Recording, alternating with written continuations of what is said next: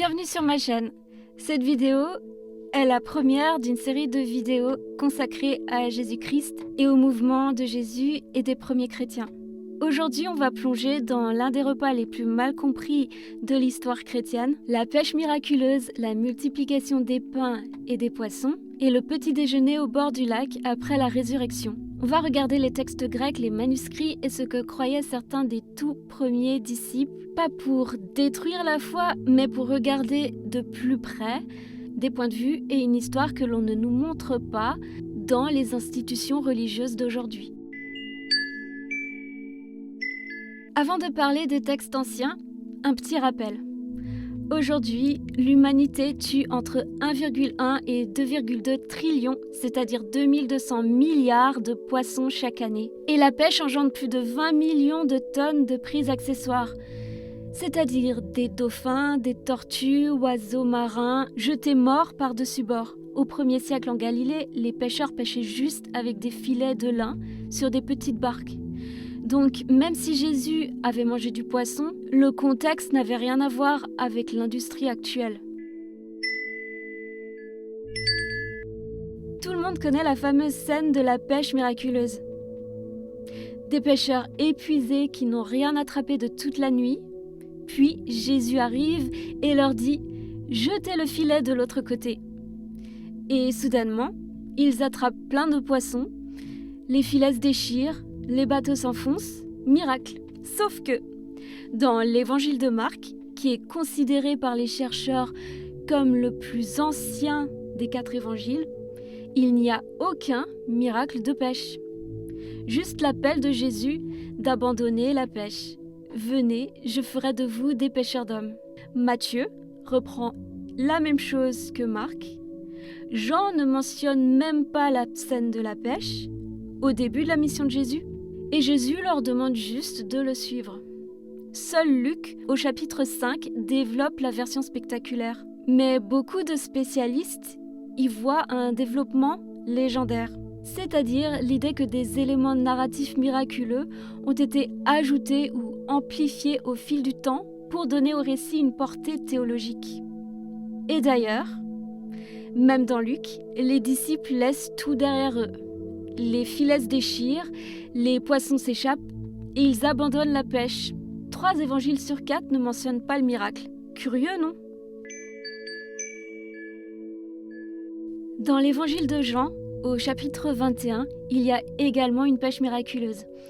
Mais contrairement à Luc, ce n'est pas au début de la mission de Jésus, mais à la fin, après la résurrection. Et c'est là qu'on assiste au petit déjeuner de Jésus au bord du lac. Seulement, il se pose un problème. C'est qu'il y a très clairement un épilogue au chapitre précédent, c'est-à-dire une conclusion. En effet, le chapitre 20 se termine par une conclusion qui semble définitive. Et pourtant, le texte se poursuit au chapitre 21. Ce simple constat interroge les spécialistes depuis longtemps. La plupart des chercheurs s'accordent aujourd'hui à dire que la version primitive de l'évangile de Jean était plus courte et que le chapitre 21, avec le récit de la pêche miraculeuse après la résurrection, est un ajout tardif, rédigé par une main différente de celle de l'auteur principal. Selon la majorité des chercheurs, ce chapitre proviendrait de la communauté johannique, car on y retrouve un style grec plus recherché qui suggère qu'il a été composé par ce cercle vers 90 et 100 après Jésus-Christ. Or, cette communauté était marquée par l'influence platonicienne, ce qui expliquait dans le récit la présence des termes grecs artos pour le pain et prosphagion ou opsarion pour l'accompagnement. Un parallèle direct à Platon. Donc dans ce chapitre de Jean, il y a 3 mots grecs différents qui ont été traduits par poisson. Mais seul un des 3 veut littéralement dire poisson, et c'est ichthus, donc l'animal qui effectivement se retrouve dans les filets des pêcheurs. Mais c'est aussi un acronyme secret pour les premiers chrétiens qui veut dire Jesus Christos Theou Ios Soter, donc Jésus-Christ, Fils de Dieu. Les 2 autres termes grecs qui sont utilisés pour décrire le même mangé par Jésus sont prosphagion, qui veut littéralement dire « ceux qui se mangent avec du pain », donc un accompagnement, ça ne veut pas forcément dire poisson, et opsarion, qui à l'origine veut également dire n'importe quel petit accompagnement comme des légumes, oignons, herbes.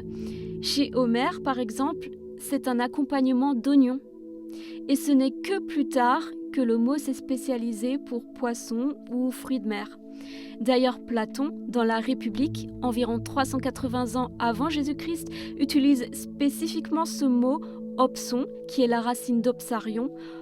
Opsarion veut dire petit opson, donc petit mets, pour parler d'accompagnement végétarien simple dans une société idéale. Donc du sel, olives, légumes bouillis. Il montre que opson n'était pas forcément du poisson, mais tout ce qui accompagne du pain. C'est une critique du luxe et du désir illimité. Il décrit qu'une société vraiment saine, suffisante et pacifique est celle qui se contente du nécessaire, donc d'un accompagnement végétarien, et que c'est le désir superflu avec des mets à base de viande qui engendre les conflits, les guerres et l'injustice. Donc selon les chercheurs, il y a très clairement un parallèle entre cette histoire de Platon et ce chapitre 21 de Jean où Jésus mange du pain avec cet accompagnement de opsarion. Et quant au poisson pêché par les pêcheurs, là c'est bien le mot poisson en grec qui est ichthus, mais aussi là il y a un autre parallèle avec une histoire similaire chez Pythagore, environ 500 ans avant Jésus-Christ, rapportée par des biographes antiques. Alors qu'il se rendait de Sybaris à Crotone en longeant le rivage de la mer, Pythagore rencontre des pêcheurs qui sont en train de tirer leurs filets très lourdement chargés de poissons. Il s'approche et leur dit « Je sais exactement combien de poissons vous avez dans vos filets. » Les pêcheurs surpris et un peu moqueurs lui répondent « Si tu dis vrai, nous ferons tout ce que tu voudras. » Pythagore annonce le nombre exact, on compte les poissons un par un, le chiffre est parfaitement juste. Pythagore leur ordonne alors « Remettez tous ces poissons vivants à la mer. » Ce qui est étrange, c'est qu'on dirait que l'histoire de Jésus est une continuité de l'histoire de Pythagore. Car dans l'histoire de Jésus, il est mentionné le nombre de poissons pêchés, 153 gros poissons ichthus. Il s'avère que le nombre 153 est un nombre triangulaire et les pythagoriciens accordaient énormément d'importance au nombre sacré triangulaire. Et Pythagore n'était pas seulement le théoricien du théorème, il enseignait également la non-violence, le végétarisme strict et le rejet des sacrifices des animaux. Des valeurs qui rejoignent les Nazaréens, les Ébionites, les Esséniens, qui sont des groupes auxquels Jésus était lié selon plusieurs spécialistes. L'historien Joséphus et Philon d'Alexandrie mentionnent des liens entre les Esséniens et les pythagoriciens. Et d'ailleurs, le symbole ichthus, donc les deux cercles qui se croisent, appelés la Vesica Piscis, a un rapport de largeur d'environ 265 sur ce chiffre sacré de 153. C'est donc un ratio important dans la géométrie pythagoricienne. On a tous en tête le passage de la multiplication des pains. Mais y avait-il vraiment du poisson ? Car à chaque fois que Jésus lui-même remémore l'acte dans les évangiles, il ne mentionne que le pain, zéro mention de poisson. C'est à plusieurs reprises, dans l'évangile de Matthieu au chapitre 16 et dans l'évangile de Marc au chapitre 8. Le rappel de la multiplication des pains est aussi fait lorsque Jésus marche sur l'eau et se trouve dans l'évangile selon Marc au chapitre 6 verset 52 et là aussi il n'est pas fait mention de poisson. Est-ce qu'on a ajouté du poisson pour plaire à un public grec qui aimait manger du poisson ? Deux théories tentent d'expliquer cet ajout. Théorie numéro 1, c'est simplement une erreur de traduction. En hébreu, le mot poisson est dag. Dans la Genèse, au chapitre 48, verset 16, ce mot est utilisé dans une expression idiomatique, signifiant qu'ils se multiplient comme des poissons se multiplient. L'histoire de la multiplication des pains fait également référence à une histoire dans l'Ancien Testament similaire au miracle de Jésus, accompli par Élisée dans le livre 2 de Rois, chapitre 4, versets 42 jusqu'à 44, où lui aussi ne multiplie que du pain. Il est donc possible qu'à l'origine, l'expression idiomatique « multiplier le pain comme des poissons se multiplient » ait été mal comprise, puis transformée avec le temps comme deux éléments distincts, pain et poisson. Théorie numéro 2. Vers 120 après Jésus-Christ, Marcion est le premier à rassembler les textes sous le nom de Nouveau Testament. Et Marcion était pescatérien. Le poisson n'étant pas soumis aux règles sacrificielles, c'est peut-être tout simplement à partir de lui que le récit a été tordu pour inclure du poisson. L'évangile de Luc au chapitre 24 est donc le seul passage où Jésus mange du poisson après la résurrection pour prouver qu'il n'est pas un fantôme. Mais attention, les manuscrits ne sont pas tous d'accord. Certains parlent de poisson grillé, d'autres parlent de poisson grillé avec du miel. Tertullien, un des plus anciens pères de l'Église, mentionne aussi du miel. Le miel est d'ailleurs généralement considéré comme une addition textuelle secondaire. L'analyse stylométrique, qui étudie les patterns d'écriture, montre que le chapitre 24 de Luc ressemble davantage au style des Actes qu'au reste de Luc. Beaucoup de spécialistes y voient également un ajout tardif, un peu comme la longue finale de Marc au chapitre 16, versets 9 à 20, qui est presque universellement reconnue par les spécialistes comme non originale. Donc si on s'appuie uniquement sur le chapitre 24 de Luc pour dire que Jésus mangeait du poisson, on s'appuie peut-être sur un texte qui a été retouché. D'ailleurs, ce chapitre de Luc a clairement une influence marcionite.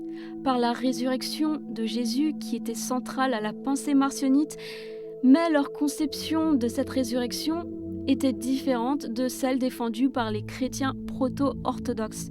Tertullien utilise cet épisode pour argumenter que Jésus avait réellement un corps.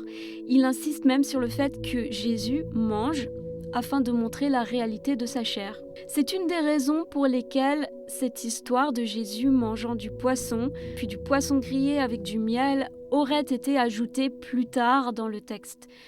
La version classique des pères de l'Église, c'est que Marcion a coupé et modifié l'évangile de Luc, mais il y a plusieurs chercheurs contemporains émérites qui pensent que c'est le contraire qui s'est passé. C'est-à-dire que l'évangile de Marcion était en réalité proto-Luc et que l'évangile de Luc canonisé aurait en réalité utilisé l'évangile marcionite et l'aurait enrichi. Aussi, Marcion veut dire petit Marc. Les disciples de Marcion étaient appelés les Lucians, donc les petits Luc. L'évangile de Luc canonique serait alors le grand Luc. Il est intéressant de noter également que le prologue qu'il y a dans Luc nous renseigne d'ailleurs que l'auteur de l'évangile de Luc a fait un travail de compilation ou regroupement de différentes sources antérieures, dont éventuellement le texte de Marcion. Plusieurs sources anciennes décrivent les premiers disciples de Jésus comme refusant de tuer des animaux. Il y a les Nazariens, les Zébionites, Jean-Baptiste aussi selon certaines traditions. Ces groupes mettaient fort l'accent sur la miséricorde. Lorsque Jésus dit « Je veux la miséricorde et non les sacrifices », il s'opposait donc aux sacrifices d'animaux. Est-ce que le Jésus historique appartenait à ces courants de miséricorde ? C'est une question ouverte mais qui mérite d'être posée. Et Jésus qui chasse les vendeurs du temple, certains y voient une action contre le sacrifice animal. L'idée que Jésus était profondément miséricordieux envers les créatures n'est pas une invention moderne. Elle existait déjà dans les premiers cercles.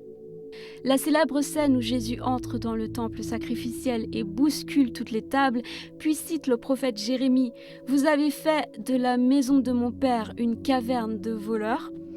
Il est intéressant de noter que le terme original hébreu, traduit par « voleur », veut également dire meurtrier et violent. Peut-être que Jésus y dénonçait-il les actes de cruauté envers les animaux plutôt que simplement le commerce. Alors Jésus a-t-il mangé du poisson ? Les textes les plus anciens et les plus proches de lui sont étrangement silencieux. Les mentions de poisson apparaissent souvent plus tard, dans des contextes de développement légendaire ou de traduction ambiguë. Mais la morale tout de même, c'est que les disciples abandonnent leur filet et que Jésus les fait devenir pêcheurs d'hommes à la place. Est-ce que ça montre que l'image d'un Jésus mangeant du poisson est beaucoup moins solide qu'on le croit? Il me semble que oui. Et pendant ce temps, on tue des milliers de milliards de poissons chaque année, d'une façon que Jésus lui-même n'aurait même pas pu imaginer.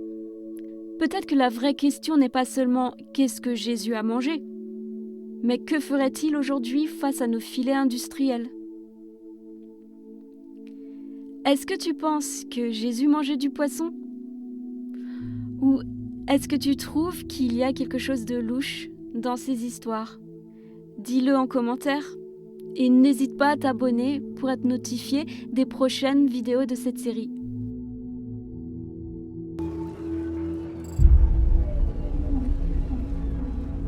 And I think we really need to raise awareness that this is how fish are caught.